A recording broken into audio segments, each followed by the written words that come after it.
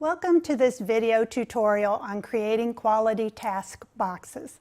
I'm Dr. Stockall, and even if you're not in my current course, Special Education 3301, I'm confident that you'll find this video helpful to you when creating your task box for students with disabilities.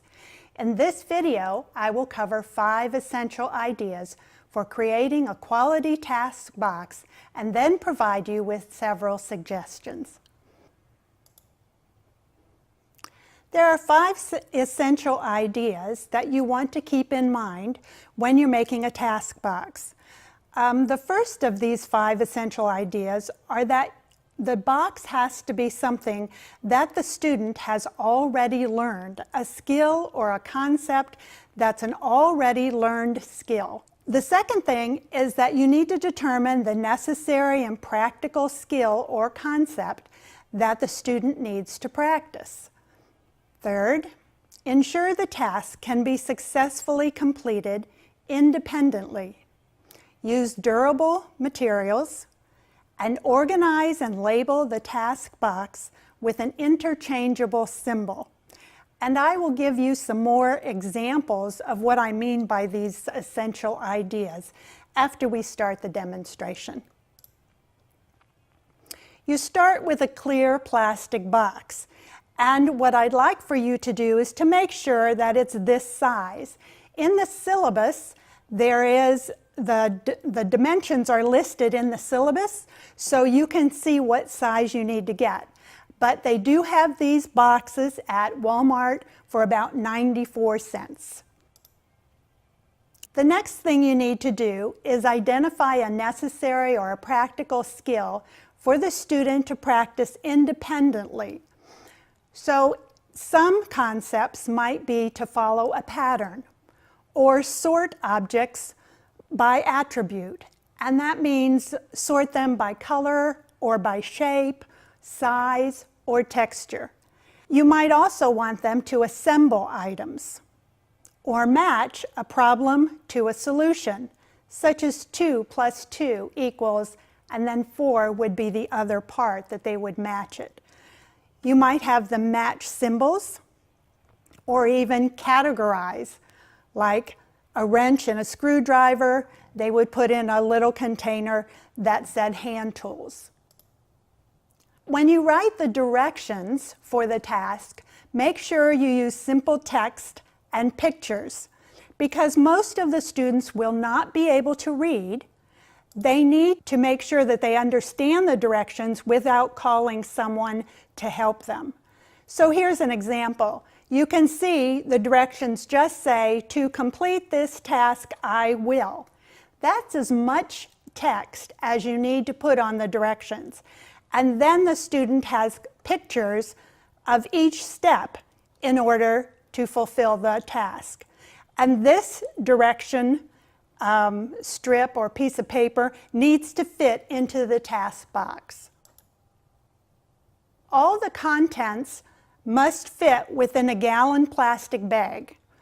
All the items go in the bag and then inside the box.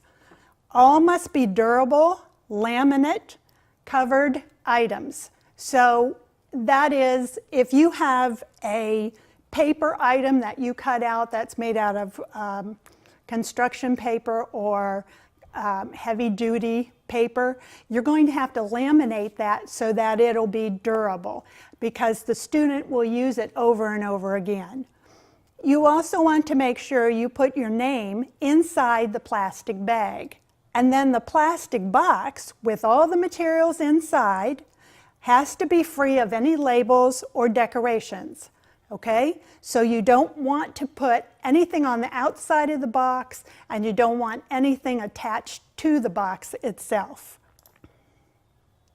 Here are a couple of examples that you can see, and there's also a video here that I'm going to post on Blackboard so you can look at it. I'm going to show just a few minutes of the first part of the video so you can get an idea how the teacher uses the task boxes in her classroom. They do, and these are Velcroed letters and numbers. So this child will take one of his tasks, So he has number 13, and then he will come over here and match it, find box number 13, match the number on, and then come to the table and do the work. When he's done, the work goes back in the bin goes right back here, and he leaves the number on, and then goes to his next one. I have the kids leave the numbers on because that way my aides and I know which tasks need to be redone at the end of the day by which ones have Velcro letters or numbers still on here. And then you can see he has 2 more, does the next one, does the next one. So it's a nice visual way to show when they're finished. This has really been a big, not only space saver, but time saver because we have all the tasks in one area. There's no going back and forth and pulling all this. And I'm going to go through and show you a bunch of my different tasks. So I have a lot of assembly tasks, which I really like because these work on fine motor skills. So I have a few different levels of this. This one is a basic nut, bolt, and washer type assembly task, and it all comes in here. They're already separated. Now this task goes both ways. Kids put them together and separate them. So part of the task is setting it up the right way. So you'll put the task in order of how the screws go, and then they'll take each part, screw them together, and then put it in a finished bag. And then when they're done, it all goes back in the bin. These next two are the same concept, but kind of with hardware. So a little bit less babyish and a little bit more difficult. So now this one is a little bit the easier one because it's bigger sizes, so that goes right back in there. And then this is the hardest one with the small sets of screws. Now this one's already finished, so the student that would get this would have to undo it and then put each piece back into the 3 bins. There's an example of how a teacher is using and organizing her task boxes. Remember, for your task box, you're not going to put a symbol on the outside of the box because our boxes are going to be delivered to teachers and they'll want to identify the boxes in their own way for their classroom. Here are some materials that I found at Home Depot, Hobby Lobby, and Walmart that you'll be able to use with, to make your task boxes. First of all, here's the task box. And you can see that it's empty. I would take the label off of this, and you can see that the lid fits on it tightly. It doesn't have the latch lid, it just has this simple one, okay? So that's the kind of box you want to get. The reason I want you to get this kind of box is because I'm going to take all the materials that are in the bag and put them in another box and then stack everybody's plastic box up so I can deliver them. And then I can put the baggie right back in the boxes for the teachers. So make sure you get a box like this. Okay, we'll set that aside. Here are some things that are free. If you want to get little containers to put in the items for sorting, you can get these. I got these at Five Guys. It's for the peanuts to hold in, so you can get a bunch of these. They're free. You can also get these little plastic or paper bags that are at home, Hobby Lobby, sorry. And what you do is put a picture on the front of what the student has to put inside the bag, and then there will be different kinds of these paint cards that I got from Home Depot. These cards are also free.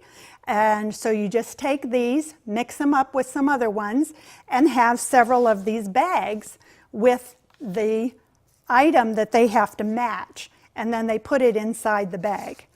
Okay? When they're done, they have to take it back out and also put them in the right order and then fold the bag back up so it goes back in the box. I also found these. And these are little to-go boxes. I bought these at Hobby Lobby. I think they were about $3. I got a big container of them so you can share them with your friends if you go in together to buy them. And I've got these, these are tiles that you put on kitchen sink counters that you make counters out of. And they gave me these at Home Depot for free. I just got the samples. And so in this bucket, what you do is you have several of these different kinds of tiles. And the student is going to have to open and close the boxes. So the boxes will be inside here, remember. They go inside here and they'll fit. And then you have some different kinds of tiles, and you put those in the box, and then the student has to sort them according to the color and the type, and then put them in the right boxes. And then they have to fold the box up, which is a little difficult sometimes, but it'll go in there.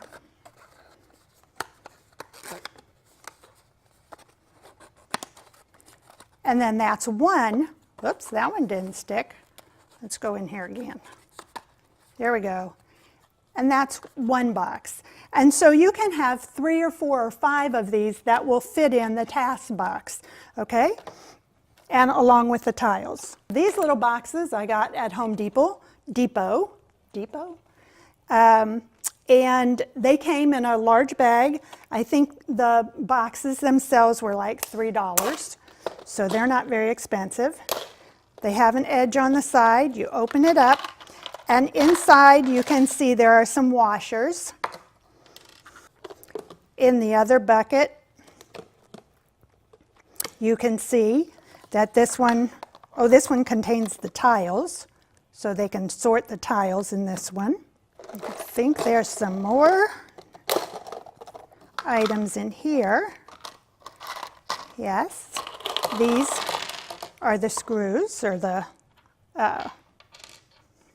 not the screws, the little bolts that go on there. Okay, here we go.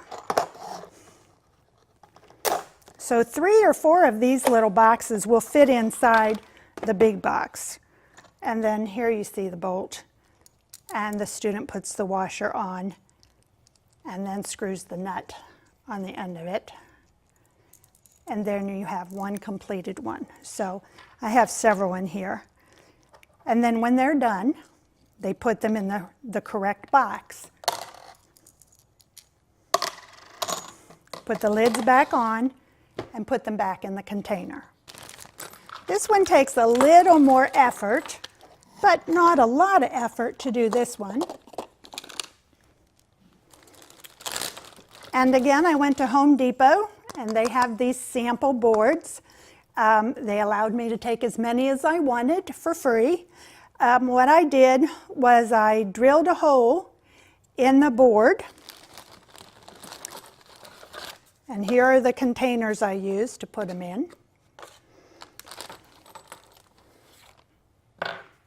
And then I just put a screw there, and a knob goes on here. So the student would screw the knobs onto the board.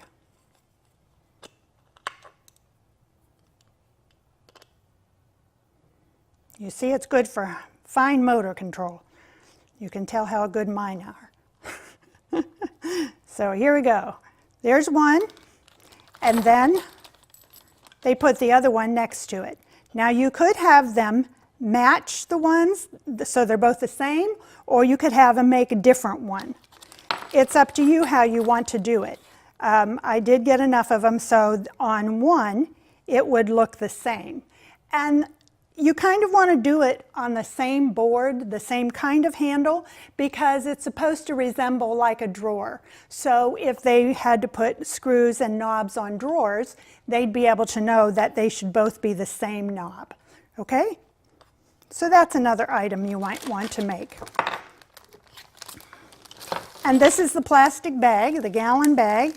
Everything goes in here, and then it goes in the box. Okay?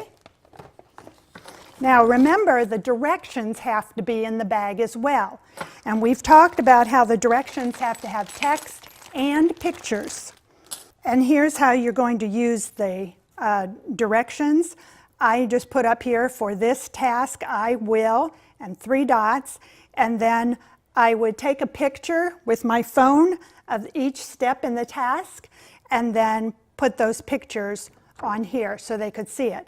Then I'd laminate this piece of cardstock and put it in the box. And you see it's going to fit just fine in the box and in the bag.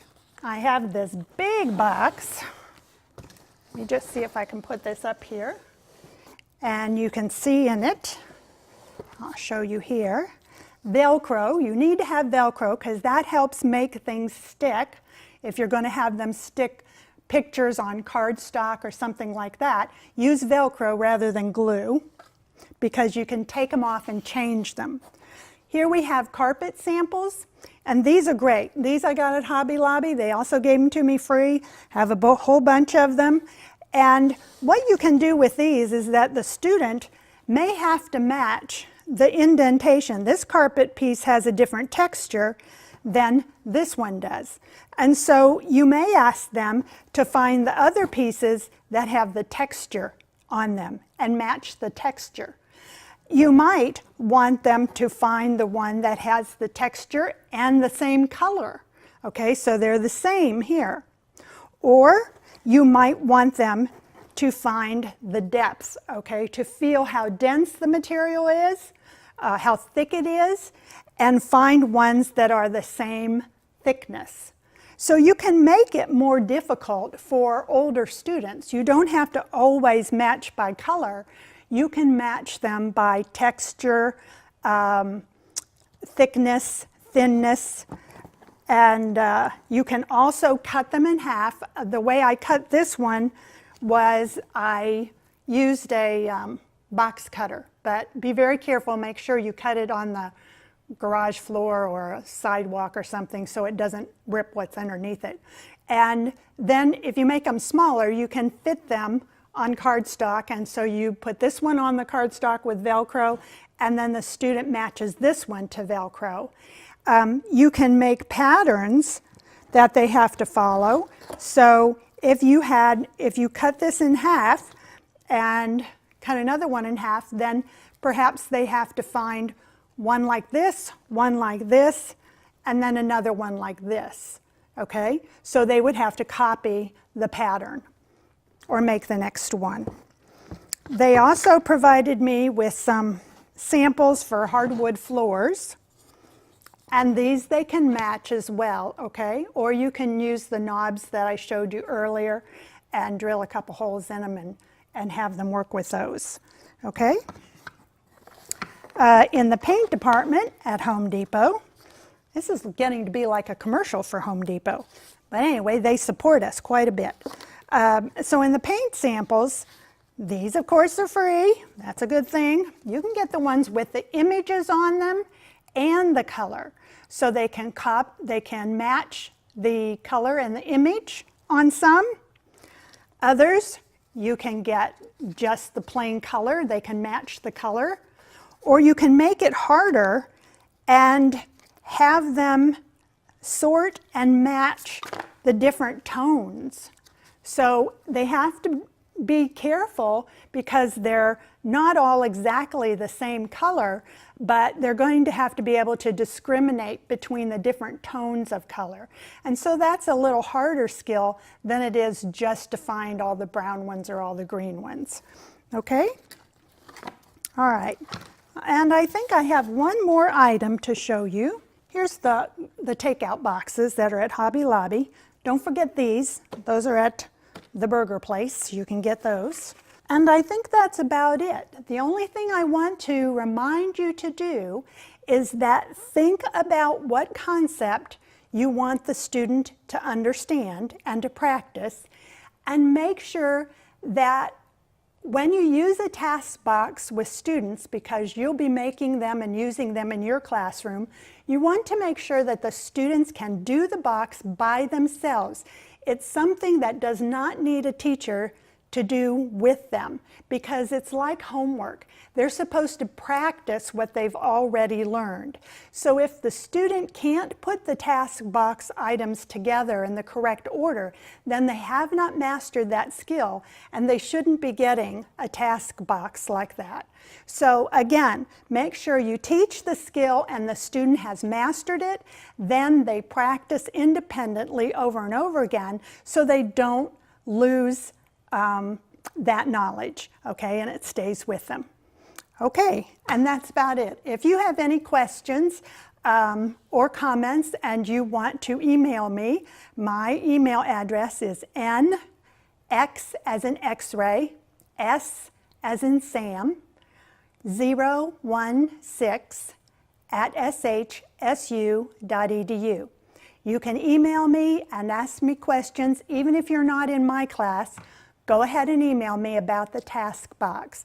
And you can deliver the task box to my office in the Teacher Education Center, room 127. There will be a bookcase out in the hallway across from my office, and you just set the box on there. Make sure your name is inside the plastic bag, and just leave them there. Make sure you take a picture of the box and send it to your individual teacher so you'll get your grade from your teacher. And then if you're going to mail your box yourself, the address is in the syllabus. But you'll have to make sure that you take a picture of the postage that shows that it was sent, okay? So you'll get a receipt when you send it, or some kind of sticker that indicates that you did mail it. So you can send that to your teacher so you can get a grade for the box. Okay, well, that's all for today, and thank you for watching.